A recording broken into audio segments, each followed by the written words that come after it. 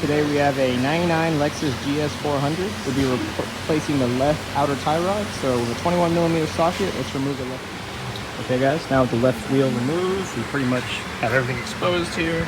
So we have our tie rod right here. I made a mark here so I know the position when I'm counting this off. However, y'all won't have to do this, but I am, because I'm gonna use an impact for this. This is a blade number 17. I'm gonna remove the caliper here first, so the number 17 and 2 bolts behind here, and just slam it to the side, and then it'll give me all the access in the world for this nut here on the outer tire. So I've removed the two 17mm bolts here that hold the caliper here, which gives me all the room for this nut here. I went ahead and removed the cotter pin already. So at the 17mm, I'm gonna remove this nut.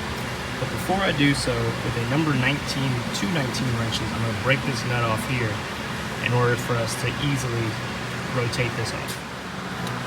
Okay, so with the 19 here, or 19 here, I've broken this nut off and rotated it at 360 degrees so that my line is right here.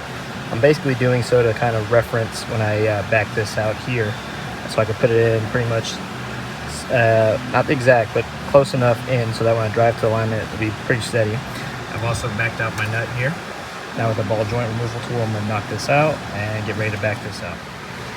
All right, now that my tie rod is removed or released from the spindle here, I'm just gonna rotate it counterclockwise, counting the revolutions. So that's 1, and then 2. I'm gonna keep backing it out until it's completely off and installed it. All right, guys. So I went ahead and just threw my new tie rod on.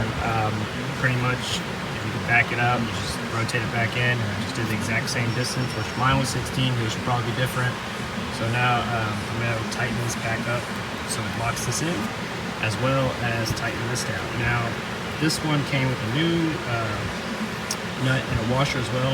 The washer came because the old one is a little bit taller, so you know the clearance to get to the cotter pin hole here, you will need the washer if it comes with it. So just match them up and you'll realize that the old nut is the same height as this with the washer. So I'm gonna zap this in, throw the cotter pin in, tighten this down, and we'll be done.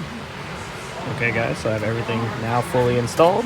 So all I'm gonna do now is put my caliper back on, put my wheel back on, and I'm done. So thanks for watching. Please like and subscribe. More videos come.